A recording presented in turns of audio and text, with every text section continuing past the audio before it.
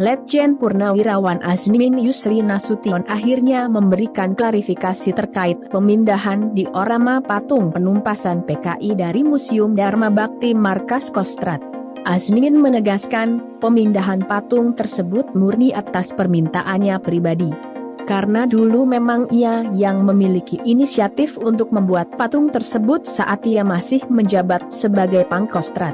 Permintaan pemindahan patung disampaikan kepada Pangkostrat Letjen Dudung Abdurrahman saat Azmin bersilaturahim ke Markas Kostrad pada 30 Agustus 2021 kemarin. Ya betul, tanggal 30 Agustus saya datang ke sana bersilaturahim, sekaligus menyampaikan keluhan saya tentang patung. Saya sampaikan begini, saya beritahu kepada beliau, bahwa dulu di saat saya menjabat bahwa sayalah yang berinisiatif membuat patung itu.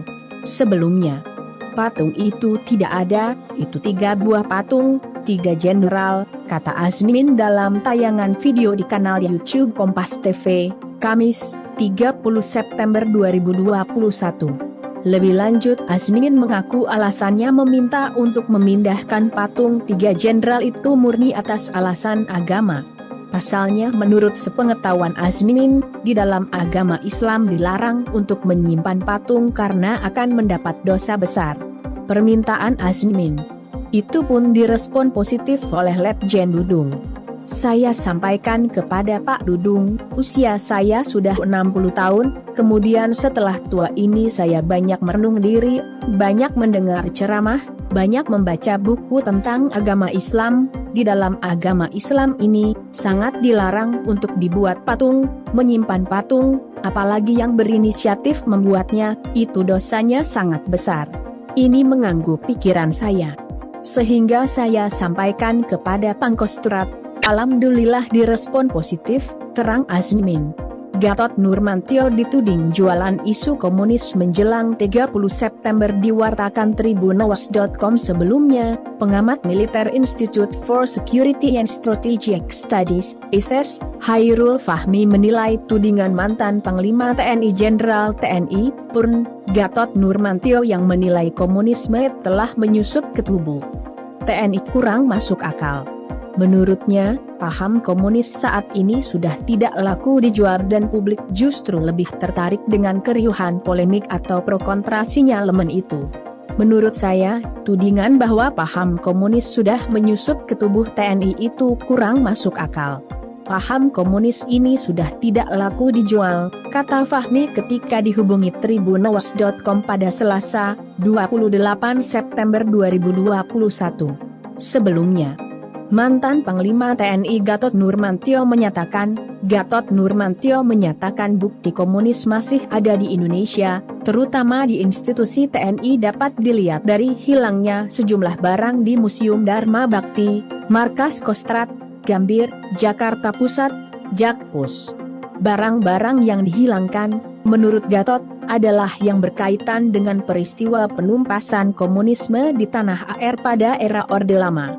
Ada 3 patung tokoh yang kini tidak lagi dipajang di Museum Dharma Bakti Kostrad, yakni Jenderal TNI AH Nasution, Menko KSAB, Maijen TNI Soeharto, Panglima Kostrad, dan Kolonel Infsarwo Edi Wibowo, Komandan RPKAD, sebelumnya ada di dalam museum tersebut.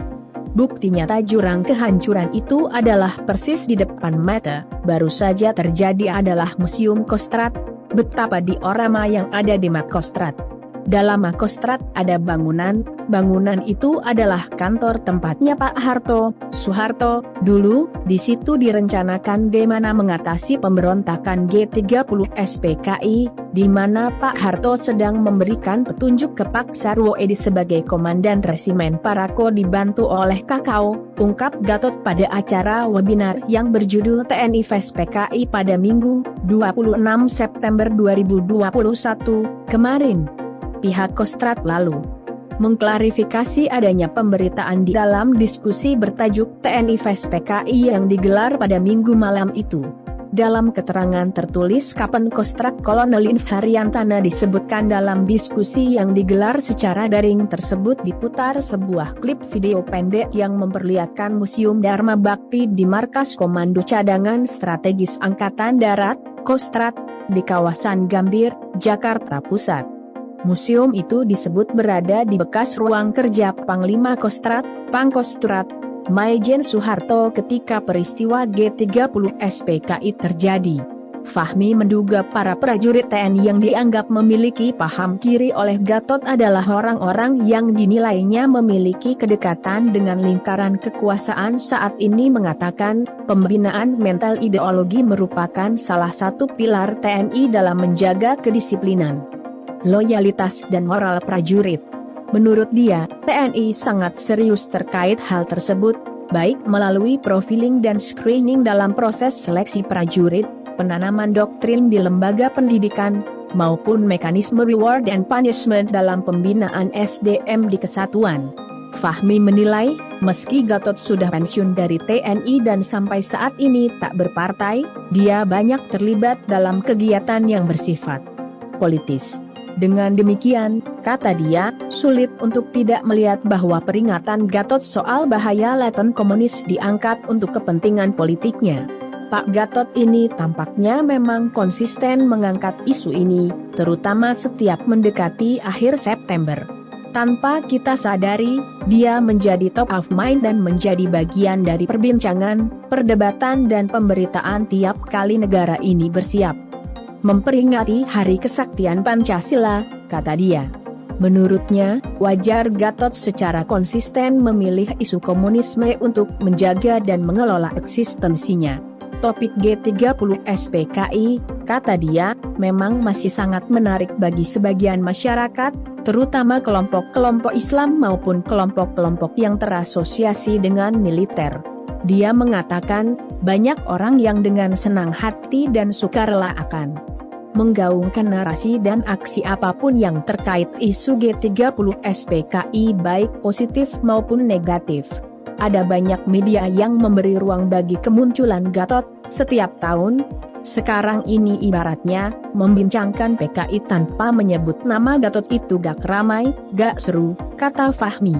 Silahkan dukung channel ini dengan like dan subscribe.